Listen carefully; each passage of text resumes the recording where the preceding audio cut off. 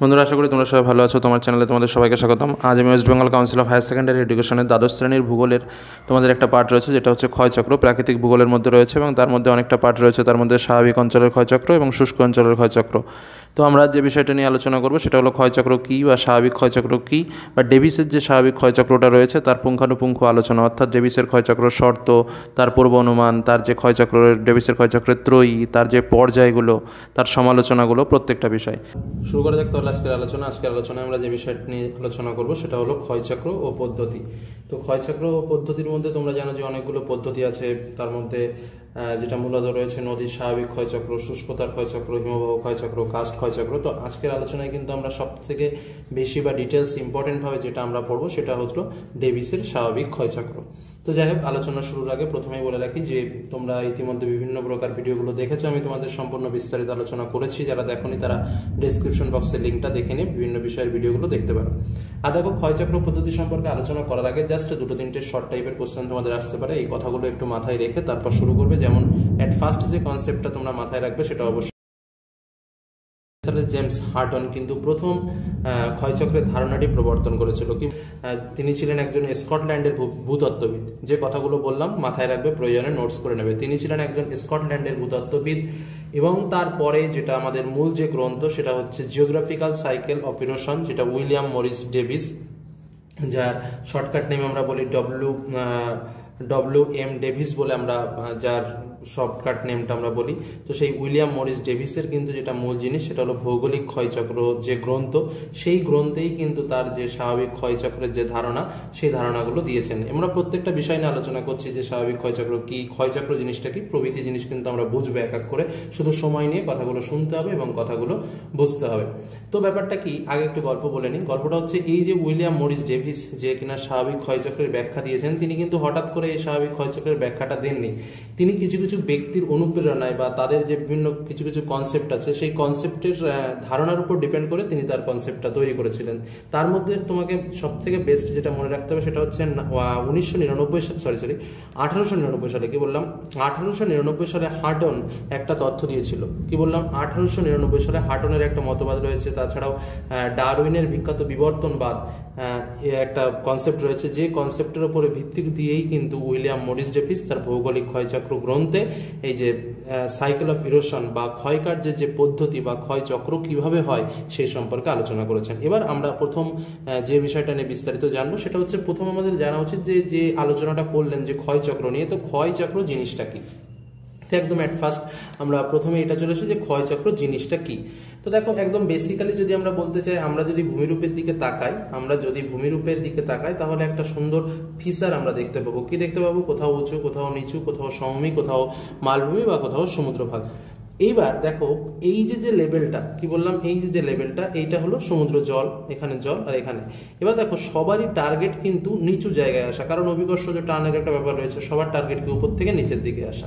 তো এইখানে যে শিলাখণ্ডটা রয়েছে, এই যে শিলাখণ্ডটা, এই শিলাখণ্ডটা কিন্তু টার্গেট হয়েছে যে আমি এই জায়গা গিয়ে স্থিত হব, মানে সুস্থিত হব, ধীরে ধীরে গিয়ে বসবো।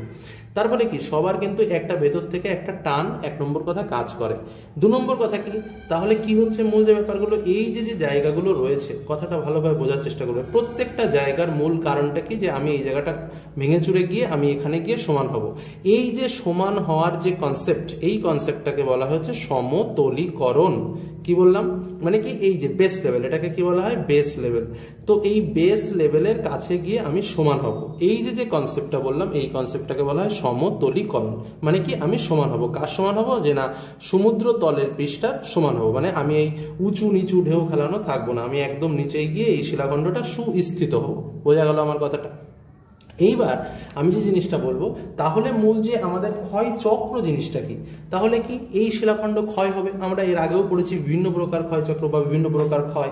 আমরা পড়েছি নদী ক্ষয়, আমরা পড়েছি হিমবাহ ক্ষয়, নদী, হিমবাহ, বায়ু, এই প্রত্যেকটা জিনিস কিন্তু আমরা ক্ষয়চক্রগুলো পড়েছি। তাহলে এই ক্ষয়চক্রগুলো পড়ার সময় আমরা কিন্তু একটা কনসেপ্ট বা একটা বিষয় কিন্তু আমরা লক্ষ্য করেছি। কি লক্ষ্য করেছি?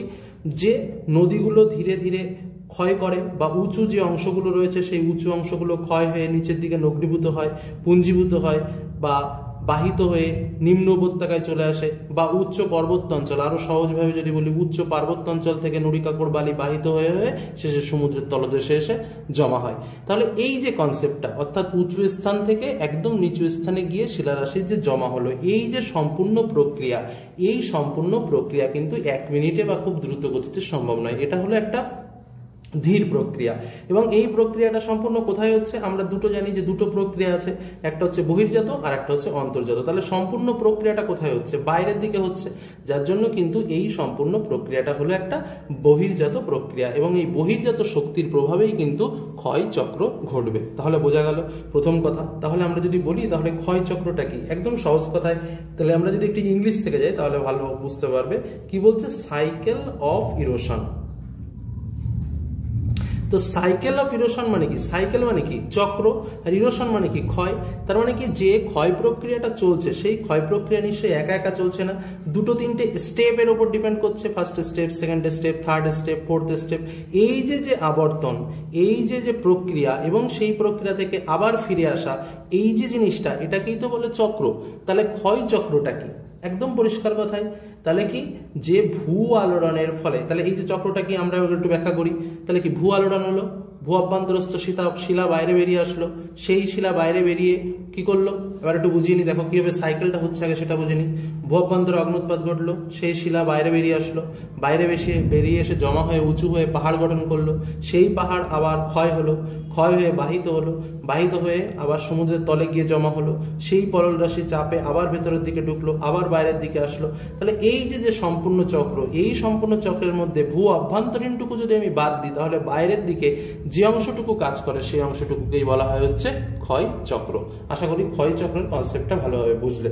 এবার দেখো, তোমাদের যদি বলা হয় ক্ষয় চক্র কাকে বলে, তাহলে একদম সহজ কিছু কিছু সংজ্ঞা আছে, আমি তোমাদের বলছি, পারলে তোমরা নোটস করে নিতে পারো।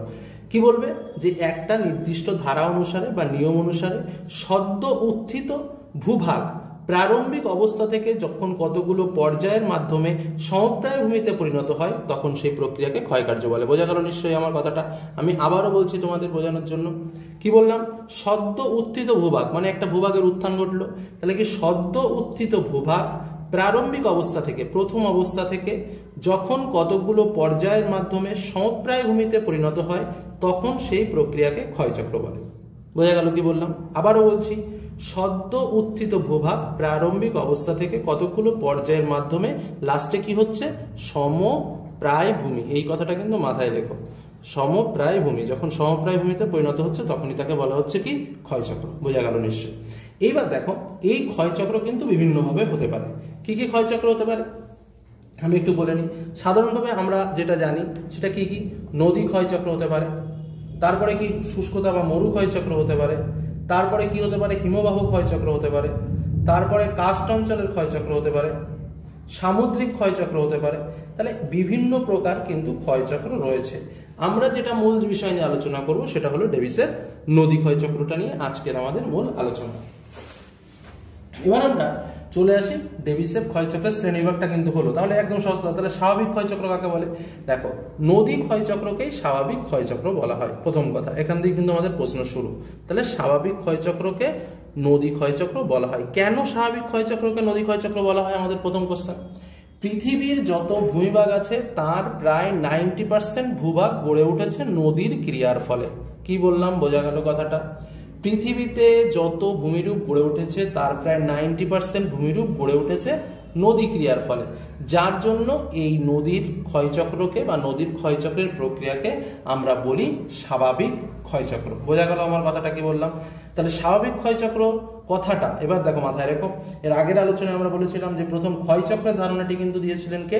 1785 খ্রিস্টাব্দে প্রথম দিয়েছিল তোমার জেমস হাটন। কিন্তু একটা কথা মনে রাখবে, স্বাভাবিক ক্ষয়চক্রের ধারণা কিন্তু দিয়েছেন উইলিয়াম মরিস ডেভিস। কবে দিয়েছেন? না 1884 থেকে 1899 খ্রিস্টাব্দের মধ্যবর্তীকালীন সময়ে তিনি এই কনসেপ্টটা দেন।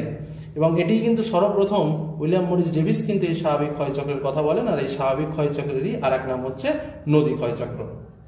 এটা যে 90% দেখো কোনো কোনো বইয়ে 80% লেখা আছে, কোনো কোনো বইয়ে 70% লেখা আছে, সেটা কোনো ব্যাপার না। মানে মূল যে ব্যাপারটা হচ্ছে বেশিরভাগ যে ভূমিরূপটা, সেই ভূমিরূপটা নদীর ক্ষয়ের ফলে সৃষ্টি হয়েছে, যার জন্য নদী ক্ষয়চক্রকে স্বাভাবিক ক্ষয়চক্র বলা হয়। এটাই হলো মূল ব্যাপার। এবার আমরা চলে যাব মূল যে ক্ষয়চক্রের যে ব্যাখ্যা, সেই মূল ক্ষয়চক্র বা ডেভিসের ক্ষয়চক্রের ব্যাখ্যা। তাহলে আমরা যে ফার্স্ট যে তথ্যটা আমরা পেলাম, তাহলে প্রথম আমরা কিভাবে যখন লিখবো, তখন নোটস করার সময় অবশ্যই একটু সিস্টেম ওয়াইজ লিখবো। আমরা প্রথমে একটা পয়েন্ট করবো, সেখানে অবশ্যই প্রথম পয়েন্টে আমরা লিখবো ধারণা ও সংজ্ঞা। কি বললাম? ধারণা ও সংজ্ঞা বলে কিন্তু আমরা প্রথম পয়েন্ট করব, এবং সেখানে প্রথমে ধারণা এবং সংজ্ঞাটা আমরা লিখবো। কি লিখবো? যে কথাগুলো বললাম যে 1899 খ্রিস্টাব্দে মার্কিন বিজ্ঞানী উইলিয়াম মরিস ডেভিস সর্বপ্রথম ভূমিরূপের বিবর্তন সম্পর্কে যে সুস্পষ্ট পর্যায়ক্রমিক ধারণা প্রবর্তন করেন, এবং সেই প্রবর্তন করতে গিয়ে তিনি স্বাভাবিক ক্ষয়চক্রের ধারণাটির উদ্ভব ঘটান। এবং তারপরে যেটা বলবো সেটা হচ্ছে নদী ভূপৃষ্ঠের সর্বাপেক্ষা গুরুত্বপূর্ণ ক্ষয়কারী শক্তি, এবং পৃথিবীর অধিকাংশ স্থান জুড়ে নদী কার্যাবলী বা নদীর প্রাধান্য লক্ষ্য করা যায় বলে নদীর ক্ষয়চক্রকেই স্বাভাবিক ক্ষয়চক্র বলা হয়। এইভাবে শুরু করে কিন্তু এবার স্বাভাবিক ক্ষয়চক্রের সংজ্ঞাটা দেবে। তাহলে প্রথম আমরা সংজ্ঞা যেটা পড়লাম সেটা হচ্ছে ক্ষয়চক্রের সংজ্ঞা, যে ধীরে ধীরে সার্কুলেশনটা হয়। এবার স্বাভাবিক ক্ষয়চক্রের সংজ্ঞাটা আমরা কি বলবো সেটা একটু দেখে নিই। তাহলে স্বাভাবিক ক্ষয়চক্র মানে কি? নদী ক্ষয়চক্র। আমরা একদম বেসিক্যালি যে জিনিসটা বুঝবো, যে একটা নদী উপত্যকা ক্ষয় হয়ে প্রবাহিত হবে, এটাই তো আমাদের মূল জিনিস। তাহলে এটা মনে করলাম আমার নদী উপত্যকা, সেটা ক্ষয় হয়ে নিচের দিকে সমুদ্র পৃষ্ঠে আসবে, এটা হলো আমার মূল জিনিস। এবার এই জিনিসটাকে আমি সংজ্ঞাতে কিভাবে বলবো দেখো। তাহলে সংজ্ঞাতে আমি একটু অন্যভাবে বলবো, যে নদীর ক্ষয়কার্যের প্রভাবে, আগেরটা যেমন আমি বলেছিলাম কি সিম্পল ভাবে যে এমনি ক্ষয়কার্যের প্রভাবে বা কয়েকটা পর্যায়ের মধ্যে, তাহলে এখানে কি বলবো? নদীর ক্ষয়কার্যের প্রভাবে যখন কোনো উত্থিত ভূভাগ, ঠিক একই কথা, এই যে নতুন ভাবে উঠলো, তাহলে কি বলবো? আবার বলছি, নদীর ক্ষয়কার্যের প্রভাবে যখন কোনো উত্থিত ভূভাগ একটা নির্দিষ্ট পর্যায় অনুসারে সমপ্রায় ভূমিতে পরিণত হয়, তখন তাকে বলা হয় কি? স্বাভাবিক ক্ষয়চক্র। আবার বলছি, কি বলবো? নদীর ক্ষয়কার্যের প্রভাবে কোনো উত্থিত ভূভাগ একটা নির্দিষ্ট পর্যায় অনুসারে সমপ্রায় ভূমিতে পরিণত হলে তখন তাকে বলা হয় স্বাভাবিক ক্ষয়চক্র। এবার দেখো আমি সংজ্ঞাটার মধ্যে কি বললাম, আবারও বলছি, একটি কি বললাম? নদীর ক্ষয়কার্যের প্রভাবে কোনো উত্থিত ভূভাগ একটা নির্দিষ্ট পর্যায় অনুসারে, কথাটা ভালোভাবে বোঝার চেষ্টা করো। কি বললাম?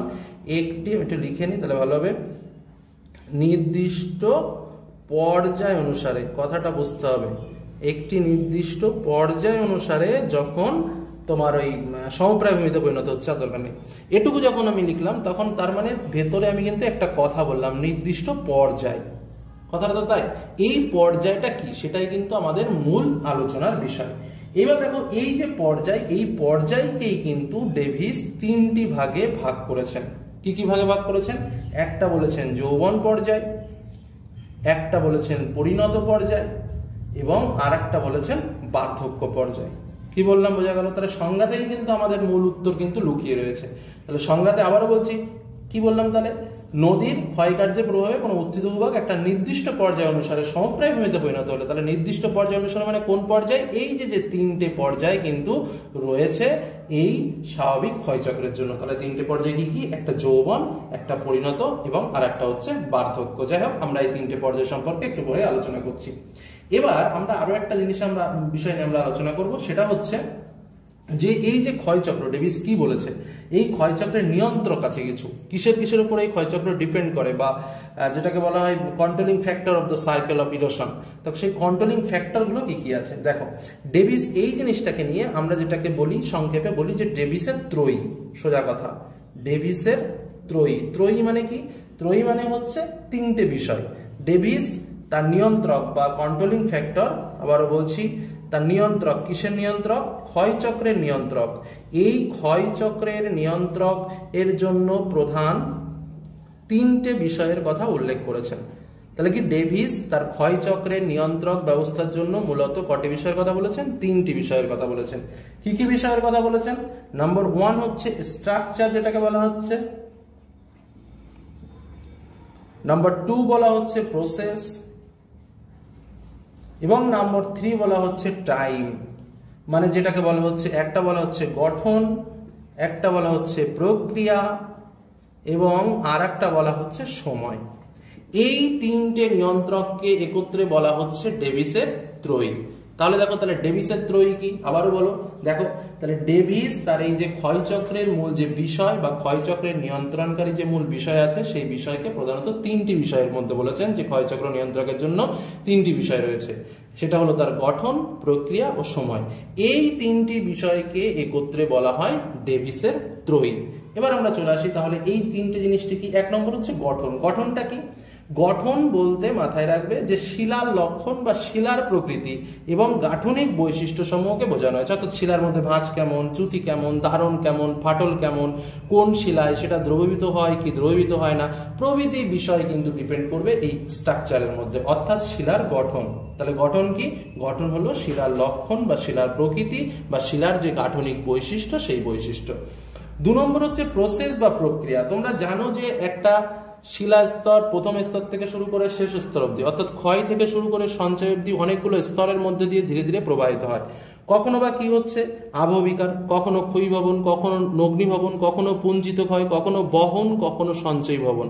তাহলে কি প্রত্যেকটা স্টেপ দেখো, একদম ওপর থেকে শুরু করে আবহবিকার প্রথম স্টেপ, তারপরে ক্ষয়ীভবন, তারপরে তোমার নগ্নীভবন, তার মাঝখানে পুঞ্জিত ক্ষয়, তারপরে তোমার বহন, লাস্টের দিকে সঞ্চয় ভবন। তার মানে কি প্রত্যেকটা স্টেপ হচ্ছে, স্টেপ হতে হতে কিন্তু একটা ভূমিরূপ উঁচু স্থান থেকে ধীরে ধীরে ধীরে ধীরে সমতলীকরণের দিকে এগিয়ে যাচ্ছে। এই যে পরপর যে স্টেপগুলো আছে, এই স্টেপগুলোকেই বা এই যে সিস্টেমগুলো রয়েছে, এই সিস্টেমগুলোকেই বলা হচ্ছে প্রক্রিয়া বা প্রসেস। নেক্সট আমাদের আরো একটা বিষয় রয়ে গেল, যেটাকে বলা হচ্ছে টাইম বা সময়। কি বলছে? এই যে প্রক্রিয়াগুলো হবে, এই প্রক্রিয়াগুলো নিশ্চয়ই কয়েকটা সেকেন্ড বা 2 মিনিটের মধ্যে কাজটা সম্ভব না, এটা ধীরে ধীরে ধীরে ধীরে একটা লং প্রসেস ব্যাপী কিন্তু হবে। অর্থাৎ আরো একটা বিষয় যেটা হচ্ছে সময়, অর্থাৎ কি ভূমিরূপের ওপর প্রাকৃতিক যে ক্ষয়কারী যে শক্তিগুলো আছে, এই শক্তি কিছু নির্দিষ্ট সময় পর্যন্ত কার্যকারী থাকবে এবং সেই যে নির্দিষ্ট সময়কে বোঝাতে গিয়ে কিন্তু ডেভিস এখানে টাইমের কথাটা বলে দিয়েছে। তাহলে এই হলো প্রথম ক্ষয়কার্যের নিয়ন্ত্রক বা ডেভিসের ত্রয়ীটা কি আমরা জেনে নিলাম। এবার আমরা যেটা বিষয়টা জানবো সেটা হচ্ছে এই যে ডেভিস তার ক্ষয়চক্র বলার আগে কিন্তু কিছু কিছু কথা বলেছিল, কিছু কিছু শর্ত বলেছিল। কি শর্ত বলেছিল সেটাই কিন্তু আমাদের মূল আলোচনার বিষয়, যেটাকে আমরা বলছি যে basic premises of cycle of erosion বা ক্ষয়চক্রের শর্ত বা ক্ষয়চক্রের পূর্ব অনুমান। তিনি কিছু কিছু ভাবনা ভেবে নিয়েছিলেন যে কিভাবে ক্ষয়চক্র হয়। সেই ক্ষয়চক্রের ভাবনাগুলোই কিন্তু আমাকে একটু খুব কঠিনভাবে বুঝতে হবে। 1 নম্বর, আমি পরপর পয়েন্টগুলো তোমাদের বুঝিয়ে দিচ্ছি, বলে যাচ্ছি এবং বুঝাবো। 1 নম্বর যেটা বলেছিল যে এই যে ক্ষয়চক্র, এই ক্ষয়চক্র হলো অন্তর্জাত এবং বহির্জাত ক্রিয়ার ফল।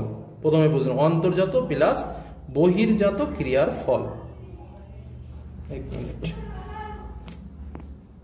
প্লাস বহির্জাত ক্রিয়ার ফল। প্রথম কিন্তু ডেভিস এই কথা বলেছিল।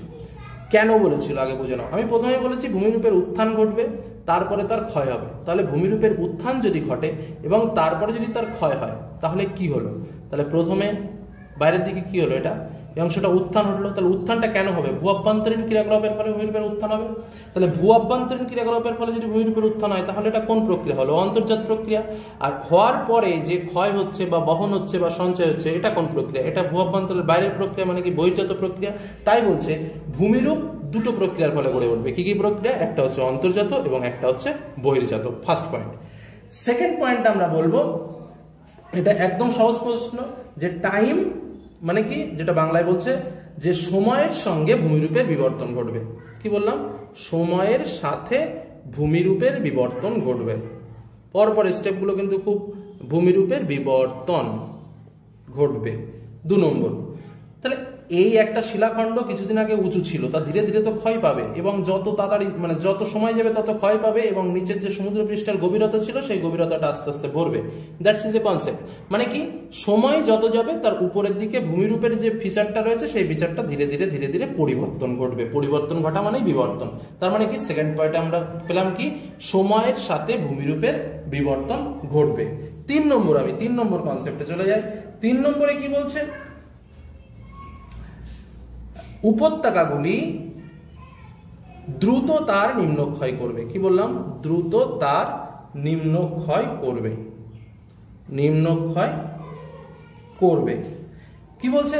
যে উপত্যকাগুলির মধ্য দিয়ে নদী প্রবাহিত হবে। সাপোজ এই যে উপত্যকাটা, এই উপত্যকার মধ্যে দিয়ে নদী প্রবাহিত হচ্ছে, বলছে কি যখন এই উপত্যকার মধ্যে দিয়ে নদী প্রবাহিত হবে তখন উপত্যকাটা যখন ক্ষয় করবে তখন সে দ্রুত গতিতে ক্ষয় করবে। কি বললাম বোঝা গেল? তাই বলছে যে, আবারও বলছি কথাটা, নদী যখন তার পর্যায়িত অবস্থা মানে যখন তার পর্যায়িত অবস্থায় থাকবে বা যেটাকে বলা হচ্ছে তার ক্ষয় বহন ও সঞ্চয় কার্য চালাবে, ঠিক সেই মুহূর্তে যখন সে ক্ষয়টা করবে তখন সে দ্রুত গতিতে ক্ষয় করবে এবং গভীর উপত্যকা তৈরি করবে।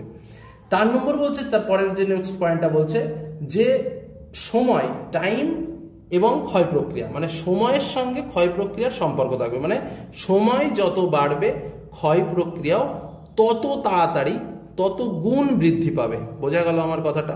মানে প্রথম দিনে ধরো ক্ষয় এইটুকু হলো, দ্বিতীয় দিনে কিন্তু বেশি হবে, তৃতীয় দিনে আরো বেশি ক্ষয় হবে, চতুর্থ দিনে আরো বেশি ক্ষয় হবে, পঞ্চম দিনে আরো বেশি ক্ষয় হবে। তাই বলছে যে সময়ের সঙ্গে ক্ষয়ক্রিয়া দ্রুত গতিতে বৃদ্ধি পাবে, মানে যত সময় যাবে তত দ্রুত গতিতে ক্ষয় প্রক্রিয়া বাড়ে। এইবার নেক্সট যেটা 4 নম্বর পয়েন্ট, মোস্ট ইম্পর্টেন্ট পয়েন্ট, 5 নম্বর পয়েন্ট, যে যতক্ষণ পর্যন্ত ভূমিরূপের উত্থান প্রক্রিয়া চলবে ততক্ষণ পর্যন্ত কোনো ক্ষয় প্রক্রিয়া হবে না। আমি প্রথমেই বলেছি যে অভ্যন্তরীণ প্রক্রিয়া থেকে উত্থান ঘটবে এবং সে উত্থান হয়ে ধীরে ধীরে যাবে। ডেভিস কিন্তু এই জায়গাটাই বলেছে, কি বললো না, যতক্ষণ পর্যন্ত ভূমিরূপের উত্থান ঘটবে ততক্ষণ ক্ষয় হবে না, ততক্ষণ শুধু উত্থানই হয়ে যাবে। এটাই কিন্তু আমরা সমালোচনায় পড়বো যে না, হিমালয় পর্বতের এখনো উত্থান হচ্ছে কিন্তু ক্ষয় তো হয়ে যাচ্ছে, তার মানে কি ক্ষয় এবং সঞ্চয় যে একসঙ্গে ঘটতে পারে এটা কিন্তু ডেভিস বলেনি। কিন্তু ডেভিস কি বলেছিল যে যখন উত্থান ঘটবে তখন কিন্তু ক্ষয় হবে না।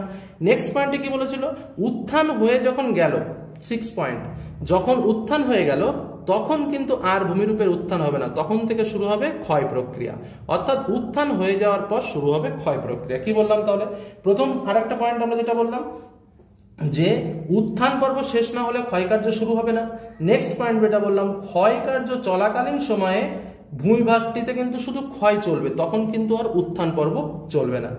আর নেক্সট আর একটা কি বললাম, যখন ক্ষয় প্রক্রিয়া চলবে, ক্ষয়ীভবনের যে প্রধান শক্তিগুলো থাকে যেমন আবহবিকার, ক্ষয়ীভবন, তারপরে নদী, বায়ু, ভৌমজল, সমুদ্র তরঙ্গের যে বিভিন্ন কার্যকলাপ, সেই সমস্ত কার্যকলাপ কিন্তু ক্ষয় প্রক্রিয়ার সময় কার্যকারী থাকবে, মানে অ্যাক্টিভেট থাকবে। এই যে অঞ্চল নিয়ে তিনি গবেষণা করেছেন সেই অঞ্চলটি অবশ্যই আর্দ্র জলবায়ুযুক্ত অবস্থানে হতে হবে। যে কটা কথা বললাম প্রত্যেকটা কথা কিন্তু তার শর্ত হিসেবে লিখতে হবে। কি বললাম? আর্দ্র জলবায়ু অবস্থানে হতে হবে। এবং নেক্সট, এ কতক্ষণ ক্ষয় করবে না, যতক্ষণ পর্যন্ত, কি বললাম, এ কতক্ষণ ক্ষয় করবে, যতক্ষণ না পর্যন্ত সমতলীকরণ না ঘটে, অর্থাৎ কি বললাম, সমপ্রায় ভূমিতে পরিণত হয়। এই যে সমান হওয়া মানে কি, সমপ্রায় ভূমিতে পরিণত হবে। তা বলছে যতক্ষণ পর্যন্ত সমপ্রায় ভূমিতে পরিণত হয় ততক্ষণ পর্যন্ত এ ক্ষয় করতে থাকবে, বা ততক্ষণ পর্যন্ত কি করবে, এ কিন্তু ক্ষয় করবে। এই যে কনসেপ্টটা বোঝালাম এটা হলো তার শর্ত বা তার পূর্বানুমান। তাহলে কি বললাম, আমি আবার বলছি, প্রথম পয়েন্টে আমরা বলেছিলাম কি, যে অন্তর্জাত ও বহির্জাত শক্তির পারস্পরিক ক্রিয়া প্রতিক্রিয়ার ফল। দ্বিতীয় পয়েন্টে আমরা বললাম যে টাইম আর ভূমিরূপের যে বিবর্তন করতে হবে। 3 নম্বর পয়েন্টে আমরা বললাম যে নদীগুলো তাদের উপত্যকায় দ্রুত নিম্নক্ষয় করবে। 4 নম্বর বললাম যে দ্রুত হারে ভূমিভাগের উত্থান ঘটবে। তারপর বললাম উত্থান পর্ব শেষ না হলে ক্ষয়কার্য শুরু হবে না। তারপরে বলেছি ক্ষয়কার্য চলাকালীন সময়ে যখন ক্ষয়কার্য চলবে তখন উত্থান ঘটবে না বা ভূমিরূপটা স্থিতিশীল অবস্থায় থাকবে। আরেকটা বললাম যখন ক্ষয়কার্য চলবে তখন আবহবিকার ক্ষয়ীভবনের যে বিভিন্ন প্রক্রিয়াগুলি আছে সেগুলো চলতে থাকবে। সমগ্র অঞ্চলটি আর্দ্র জলবায়ু অঞ্চলযুক্ত অঞ্চলে অবস্থান করবে এবং এই ক্ষয়কার্য ততক্ষণ চলবে যতক্ষণ না পর্যন্ত এ সমপ্রায় ভূমিতে পরিণত না হয়, ততক্ষণ পর্যন্ত কিন্তু এই ক্ষয় প্রক্রিয়াগুলো চলবে। আরো কিছু কিছু কথা আছে যে এই যে ভূমিভাগটা, এই ভূমিভাগটা অবশ্যই কঠিন ও কোমল। কি বললাম? কঠিন ও কোমল, এই দুটো শিলায় গঠিত হতে হবে। ঠিক আছে। আরো একটা কথা বলে রাখি যে এই ক্ষয়কার্য যখন চলবে বা চলাকালীন সময়, যদি ক্ষয়কার্য যখন চলছে এই চলাকালীন সময় যদি আবার নতুন করে ভূমির উত্থান ঘটে, যদি কোনো কারণে ঘটে, তখন কিন্তু এই আগের যে ক্ষয়চক্র ছিল সেটা চলবে না, আবার নতুন করে ক্ষয়চক্রের সৃষ্টি হবে। কি বললাম কথাটা আরেকবার বলে নি। ক্ষয়চক্র চলাকালীন সময় যদি কোনোভাবে ভূমির উত্থান ঘটে তাহলে এই আগের যে ক্ষয়চক্রটা চলছিল সেই ক্ষয়চক্রটা বাদ হয়ে গেল, তখন থেকে আবার নতুন ক্ষয়চক্র শুরু হবে। বোঝা গেল কি বললাম? এই যে কথাগুলো বললাম এই কথাগুলোকে বলা হয় হচ্ছে ডেভিসের ক্ষয়চক্রের শর্ত। কি বললাম বোঝা গেল? আর এই ডেভিসের ক্ষয়চক্র শর্তকে একটা বদ্ধ প্রণালী বলা হয়। কেন বলা হয়? কারণ এটা তোমাদের একটু জেনে রাখা উচিত। একে কি বলা হয়? একে বলা হচ্ছে বদ্ধ প্রণালী। আর একটু বোঝে নি, একে বদ্ধ প্রণালী বলা হয়। কেন বদ্ধ প্রণালী বলা হয়? কারণ উত্থানের পর, যখন উত্থান হয়ে গেল, তখন পর্যায়ক্রমিক যে বিভিন্ন প্রক্রিয়াগুলো তার মধ্যে সমমিত পরিণত হয়। কিন্তু এই যে সমমিত পরিণত হওয়ার জন্য একে বলা হচ্ছে বদ্ধ প্রণালী। কারণ কি, আটকে গেল, উঁচু থেকে নিচু হলো, কিন্তু এটা কখনো ব্যাখ্যা দেওয়া নেই যে এখান থেকে আবার কি করে উপরে হলো বা উঁচু হলো, সেই ব্যাখ্যাটা কিন্তু ডেভিস বলেনি। যেটা আমি বললাম যে একটা হচ্ছে অভ্যন্তরীণ আর একটা হচ্ছে বহির্জাত, তো সে কিন্তু শুধু বহির্জাতর ব্যাখ্যাটাই করেছে, অভ্যন্তরীণ ব্যাখ্যাটা কিন্তু করেনি, যার জন্য সেটাকে বলা হচ্ছে বদ্ধ প্রণালী। যে একদম সহজ কথায় বলতে গেলে যে ভূমিভাগের উত্থানের পর থেকে শুরু করে পর্যায়ক্রমিক প্রক্রিয়ার মাধ্যমে সমপ্রায় ভূমিতে পরিণত হওয়ার মাধ্যমে ডেভিস তার ক্ষয়চক্র সম্পন্ন হয়েছে। তো এই জন্য একে বলা হয় একটা বদ্ধ প্রণালী বা একটা নির্দিষ্ট আবদ্ধের মধ্যে রয়েছে, যার জন্য এটাকে বলা হচ্ছে বদ্ধ প্রণালী। এবার আমরা যে বিষয়টা চলে যাব, তাহলে ক্ষয়চক্র থেকে আমরা যে আলোচনাগুলো করলাম, এখান থেকে আমরা কিছু কিছু ক্যারেক্টার পেলাম ক্ষয়চক্রের, তাই তো? তো সেই ক্ষয়চক্রের ক্যারেক্টারগুলো কি কি বা বৈশিষ্ট্যগুলো কি কি আমরা একটু প্রথম জেনে নিই। তাহলে কি আমি বলে যাচ্ছি, তোমরা একটু জাস্ট মিলে নাও। প্রথম হচ্ছে কি, দ্রুত হারে ভূমির উত্থান ঘটবে, আর উত্থান কার্য যখন শেষ হয়ে যাবে তখন কিন্তু ক্ষয় কার্য শুরু হবে। 2 নম্বর কি পেলাম? 3টে ত্রয়ী পেলাম, যেটা হচ্ছে গঠন, প্রক্রিয়া, পর্যায়। এই 3টে ডেভিসের মূল যে কথা রয়েছে, সেই 3টে মূল বিষয়ের উপর নির্ভর করে ভূমিরূপ গঠিত হবে। তারপরে 3টি মানে যে পর্যায় রয়েছে, সেই পর্যায় 3টি পেলাম। একটা হচ্ছে যৌবন, পরিণত, আর একটা হচ্ছে বার্ধক্য। তারপরে যেটা পেলাম সেটা হচ্ছে গঠন ও ক্ষয়কার্যের মধ্যে একটা পর্যায়ক্রমিক পরিবর্তন থাকবে এবং একে অপরকে প্রভাবিত করবে। আর একদম লাস্ট পয়েন্টে যে শর্তটা পেলাম, যেটা মোর ইম্পর্টেন্ট, শেষের দিকে কিন্তু এই যে উঁচু অংশটা, সেই উঁচু অংশটা কি হবে না, সমপ্রায় ভূমিতে পরিণত হবে। এটা কিন্তু তার ক্ষয়চক্রের যে মূল বৈশিষ্ট্য, সেই বৈশিষ্ট্যগুলো পেলাম। অর্থাৎ যে শর্তগুলো পড়লাম বা প্রথম থেকে যে ক্ষয়চক্র, স্বাভাবিক ক্ষয়চক্র পড়লাম, তারপরে তার যে এটা হলো একটা বদ্ধ প্রণালী, এই যে সম্পূর্ণ যে বিষয়গুলো পেলাম, এটা কিন্তু তার ক্ষয়চক্রের বৈশিষ্ট্য। এবার আমরা পড়বো ক্ষয়চক্রের যে পর্যায়গুলো রয়েছে। তাহলে সেই ক্ষয়চক্রের পর্যায়গুলোতে চলে আসি। এটা কিন্তু একদমই সহজ, একদম ছোটবেলা থেকে আমরা পড়ে আসছি। জাস্ট আমি তোমাদের সামনে একবার একটু বুঝিয়ে দিচ্ছি, তাহলে এই জিনিসটা পরিষ্কার হয়ে যাবে। তো আমরা সবাই একটা কনসেপ্ট দেখেছি, একটা ছবি প্রায়ই আমরা প্রত্যেকেই বইয়ে বা যারা আমরা পড়াশোনা করছি তারা দেখেছি, সবারই একটা ছবি আছে, যে ছবিটা হচ্ছে এরকম উঁচু হয়ে সমানে চলে গেল এবং তারপরে এখান দিয়ে ঘন ঘন, আমরা অনেকেই ছবিটা বুঝি না, আবার অনেকে বুঝি, তারপরে হালকা, তারপরে এরকম। তো এরকম একটা ছবি আছে। তো এই ছবিটার মানে কি, প্রথম কথা আমি বলে নিই। দেখো, এই ছবিটা হচ্ছে কি, এই যে জিনিসটা, এটা হচ্ছে দ্রুত গতিতে উত্থান হয়েছে প্রথম পর্যায়ে। তাহলে এটাকে আমি 3টি ভাগে ভাগ করি। তাহলে একটা প্রথম পর্যায়ে, এটা হচ্ছে দ্বিতীয় পর্যায়ে, এটা হচ্ছে তৃতীয় পর্যায়ে। তাহলে প্রথম পর্যায়কে কি বলা হয়? যৌবন পর্যায়। দ্বিতীয় পর্যায়কে বলে পরিণত পর্যায় এবং তৃতীয় পর্যায়কে বলে বার্ধক্য পর্যায়। তাহলে প্রথম পর্যায়কে কি বলে আমি একটু লিখে ফেলি। যৌবন পর্যায় বা ইউথফুল স্টেজ, পরিণত পর্যায় বা ম্যাচিওর স্টেজ, 3 নম্বরে আমরা যেটা রয়েছে বার্ধক্য পর্যায় বা ওল্ড স্টেজ। তো এই 3টে পর্যায়ে রয়েছে ডেভিসের ক্ষয়চক্রের। তো প্রথম পর্যায়ে কি, সমুদ্র থেকে ভূমিভাগের উত্থানই যখন হলো, তখনই কিন্তু এই ভূমিভাগের উপর নতুন যে ক্ষয়চক্র, সেই ক্ষয়চক্র শুরু হয়ে গেল এবং যৌবন পর্যায়ে সূচনা ঘটলো, এটা কিন্তু। তো এই পর্যায়ে কি কি হবে? এই পর্যায়ে প্রথম যে বিষয়টা হচ্ছে, সেটা হচ্ছে এই ক্যারেক্টারিস্টিক্স গুলো কিন্তু লিখতে হবে। তাহলে কি, প্রথম হচ্ছে অনুগামী নদীর উৎপত্তি ঘটবে। কি বললাম? অনুগামী নদী। অনুগামী নদী কি জিনিস সেটা একটু আগে জেনে নিই। তাহলে এই যে পাহাড় রয়েছে, ধরো এই একটা পাহাড়, আমি একটু পাহাড়টাকে 3D দিলাম, তাহলে বুঝতে সুবিধা হবে। এটা ধরো একটা পাহাড়ের অংশ। তাহলে এই অংশ দিয়ে অনুগামী নদী কি, এখান থেকে একটা নদী প্রবাহিত হয়েছে, এর ঠিক সমান্তরালে আরো একটা নদী প্রবাহিত হয়েছে, এই নদীকে বলা হয় অনুগামী নদী। তাই বলছে কি, প্রথম পর্যায়ে কি প্রচুর পরিমাণে অনুগামী নদীর সৃষ্টি হবে। কারণ নদী, অনুগামী নদীর সৃষ্টি হলেই তো ক্ষয় হবে, ক্ষয় না হলে, আর ক্ষয় হলেই তো এটা ধীরে ধীরে পাদ সমতলীকরণ হয়ে সমপ্রায় ভূমিতে পরিণত হবে। তাহলে প্রথম শর্ত কি, ক্ষয় করতে হবে। আর ক্ষয় করতে গেলে কি হবে? আশেপাশে কি সৃষ্টি হবে না, অনুগামী নদীর সৃষ্টি হবে। দ্বিতীয় পয়েন্ট বলছে কি, এই যে নদী, এই নদী উপত্যকা প্রথম দিকে কি থাকবে? পার্বত্য উপত্যকা, ভি আকৃতির উপত্যকা থাকবে এবং এই যে উপত্যকাটা খুব খাড়া প্রকৃতির হবে। 3 নম্বর পয়েন্ট বলছে কি, প্রশস্ত জলবিভাজিকা, অর্থাৎ জলবিভাজিকাটা খুব গাঢ় থাকবে, মানে এই যে সরু সরু লম্বা হয়ে যাবে, আর পাশের দিক দিয়ে, মানে একটু অন্যভাবে বোঝাই দিই, যে এই যে নদী উপত্যকা, ধরো এই একটা নদী, খানিকটা জলবিভাজিকা, আবার একটা নদী, তার মানে কি এইরকম ভাবে কিন্তু জলবিভাজিকাগুলো সুবিস্তৃত হবে, আর নদীটাও কিন্তু এরকম ভাবে প্রবাহিত হবে, মানে আর এই নদীটা হচ্ছে খুব খাড়া। যার জন্য প্রথম পয়েন্টে বললাম কি, অনুগামী নদী থাকবে একের পর এক। 2 নম্বর পয়েন্টে আমি বললাম ভি আকৃতির উপত্যকা থাকবে। 3 নম্বর আমি পয়েন্ট বললাম যে প্রশস্ত জলবিভাজিকা থাকবে। তারপরে কি, এর মধ্যে বিভিন্ন হ্রদ বা জলাভূমি থাকতে পারে। আচ্ছা, এই যে নদীগুলোতে জলপ্রপাত বা খরস্রোতা দেখা যাবে, এই যে নদীগুলোর ঢাল উপর থেকে নিচের দিকে, অর্থাৎ খাড়া ঢাল যুক্ত হতে হবে।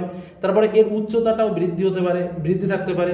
এবার এই ঢালের মধ্যে আমরা সাধারণত নদীর ক্ষয়কার্যের ফলে যে পয়েন্টগুলো পেয়েছি, মন্থক মন্থকূপ, পটল, এই ধরনের বিভিন্ন ভূমিরূপ গঠিত হবে। এই যে জিনিসগুলো বললাম এই জিনিসগুলো হচ্ছে যৌবন পর্যায়। তাহলে যৌবন পর্যায়ের ভূমিরূপটা কি আমি আবারও বলছি কিছু কিছু পয়েন্ট, যে অনুগামী নদী থাকবে, ভিয়াকৃতির উপত্যকা গঠন করবে, প্রশস্ত জলবিভাজিকা থাকবে, হ্রদ জলাভূমি থাকতে পারে, জলপ্রপাত দেখা যাবে, খাড়া ডাল থাকবে, আপেক্ষিক উচ্চতা বৃদ্ধি তো অবশ্যই থাকবে, ভিন্ন ভূমিরূপ যেমন মন্থকূপ, পটল প্রভৃতি দেখা যাবে।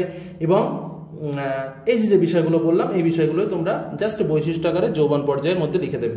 পরিণত পর্যায়, পরিণত পর্যায় মানে কি, নদীর মধ্যগতিতে আমাদের যে ক্রিয়া অ্যাক্টিভিটিগুলো দেখা যায় সেই, তাহলে মধ্যগতিতে কি হয়, মধ্যগতিতে কি ভিয়াকৃতিটা একটু কমে যায়, মোটামুটি হালকা, মানে আরো প্রশস্ত হয় নদী, জলবিভাজিকাটা ছোট হয়ে যায়। আগে যে জলবিভাজিকাটা ছিল সেই জলবিভাজিকাটা অনেক বড় ছিল, সেটা ভাঙতে ভাঙতে ভাঙতে এদিক দিয়েও ভাঙতে ভাঙতে ভাঙতে ভাঙতে কি হচ্ছে, জলবিভাজিকাটা কমে আসছে। তার মানে কি জলবিভাজিকাটা ছোট হয়ে যায় কিন্তু স্পষ্ট হয়ে যায়। কারণ কি, কারণ জলের পরিমাণটাও বেড়ে যায়, কারণ নিচেই পলি জমে যায়, নিচেই পলি জমে গেলেই কিন্তু অটোমেটিক জল উপরের দিকে উত্থিত হয়ে যাবে, আর জলটা বেশি দূর পর্যন্ত মনে হবে অনেক বড়, যার জন্য কি হয় না জলবিভাজিকাটা স্পষ্ট হয়ে যায়। তারপর হচ্ছে যেটা পরবর্তী নদীর উদ্ভব হয়। পরবর্তী নদী কি, অনুগামী নদী এসে প্রধান নদীর সঙ্গে যে নদীর সঙ্গে মেশে সেটাকে বলা হয় হচ্ছে পরবর্তী নদী। তার মানে কি উচ্চ পার্বত্যাঞ্চল থেকে যখন তোমরা এর পরেই পড়বে তোমাদের একটা জিনিস রয়েছে যেটা হচ্ছে নদী বিন্যাস বলে একটা চ্যাপ্টার রয়েছে, সেই চ্যাপ্টার যখন পড়বে তখন আরো কনসেপ্টটা তোমাদের ক্লিয়ার হয়ে যাবে। তখন তোমরা দেখবে যে পরবর্তী নদীর সৃষ্টি হচ্ছে, মানে অনুগামী নদীগুলো এসে প্রধান নদীর সঙ্গে মিশছে, তখন তাকে বলা হচ্ছে পরবর্তী নদী। যাই হোক, তো পরবর্তী নদীর সৃষ্টি হচ্ছে এবং বিভিন্ন প্রকার জল নির্গম প্রণালীর সৃষ্টি হবে। আরো একটা পয়েন্ট কি বললাম, জল নির্গম প্রণালী মানে এই যে জলটা বেরিয়ে যাবে বিভিন্ন মডেলের মাধ্যমে জলটা বেরিয়ে যাবে, কখনো বিনুনি আকৃতির, কখনো বৃক্ষরূপী, কখনো আয়তাকার, এরকম বিভিন্ন প্রকার মডেল আছে। তো এই বিভিন্ন প্রকার জল নির্গম প্রণালীর সৃষ্টি হবে। তারপরে আর কি কি রয়েছে, ধরো এই যে জায়গাটায় আমরা জানি যে প্লাবনভূমি, জানি যে একটা প্লাবনভূমি সৃষ্টি হতে পারে আমাদের এই জায়গাগুলোতে। প্লাবনভূমিকে আমরা জানি যে একটা উপত্যকা, এই একটা মাঝখানে জায়গা, তাহলে এর যে জায়গাটা আছে দূরের দিকে যে জায়গাটা থাকবে সেটাকেই আমরা সাধারণভাবে, এক মিনিট, আমরা যদি প্লাবনভূমি বলি তাহলে কেমন বলবো, এই এই এরকম ভাবে আমাদের প্লাবনভূমিটা গঠিত হয় এরকম। তাহলে এটা যদি আমাদের নদী হয় তাহলে নদীর এই যে উঁচুর দিকে যে ফাঁকা জায়গাগুলো থাকে এই জায়গাগুলো হচ্ছে প্লাবনভূমির উদাহরণ। তাহলে কি হচ্ছে, এই জায়গাটা কি হচ্ছে প্লাবনভূমির সৃষ্টি হয়। এটা কোন পর্যায়ে, দ্বিতীয় পর্যায়ে। অর্থাৎ একদম সহজ সবটা কথা হচ্ছে নদীর মধ্যগতিতে যে ধরনের ভূমিরূপগুলো সৃষ্টি হয় সেটাই কিন্তু হচ্ছে মূলত পরিণত পর্যায়ে লক্ষ্য করা যায়। তারপরে পলল শঙ্কু দেখা যায়, পলল বজ্র দেখা যায়, বেজনী দেখা যায়, বালুচড়া দেখা যায়, মগ্নচড়া দেখা যায়। নদীর সংখ্যা ক্রমাগত কমে আসে। পার্বত্যাঞ্চলে কি হয়, উচ্চ পার্বত্যাঞ্চলে প্রচুর পরিমাণে নদী, সেই প্রচুর পরিমাণে নদী মিলতে মিলতে মিলতে মিলতে একটা নদীতে মিলিত হলো। তাহলে এখানে কি হলো, অনেক নদী, আর এখানে কি হলো, একটা নদী। তাহলে কি নদীর পরিমাণটা কমে আসে। এইগুলোই পয়েন্ট আকারে তোমাকে পরিণত পর্যায়ে কিন্তু লিখতে হবে। এবং তারপরে আমরা চলে আসবো একদম লাস্ট হচ্ছে বার্ধক্য পর্যায়ে। তাহলে বার্ধক্য পর্যায়ে আমাদের কি টার্গেট ছিল, যে প্রায় সমতল হয়ে যাবে বা সমুদ্র উপকূলের সঙ্গে জলের সমানে হয়ে যাবে। তো জলের সমানে হয়ে যাওয়া মানে কি, এই যে উপত্যকা সেই উপত্যকাটা কি হবে, যেটা জলের যে উপত্যকা আগে ভি ছিল, তারপরে ভিটা একটু আরো বড় হলো, এবার কি হবে আরো বড় হয়ে যাবে। মানে কি এই উপত্যকাটা প্রচুর পরিমাণে প্রশস্তীকরণ হবে বা প্রচুর পরিমাণে বেড়ে যাবে। তারপরে কি হচ্ছে, এই অঞ্চলে স্বাভাবিক বাঁধ সৃষ্টি হতে পারে। এই কথাগুলো বলতে হবে যে এখানে স্বাভাবিক বাঁধ সৃষ্টি হতে পারে, এখানে প্লাবনভূমি সৃষ্টি হতে পারে, এই অঞ্চলে অশ্বক্ষুরাকৃতির হ্রদ সৃষ্টি হতে পারে।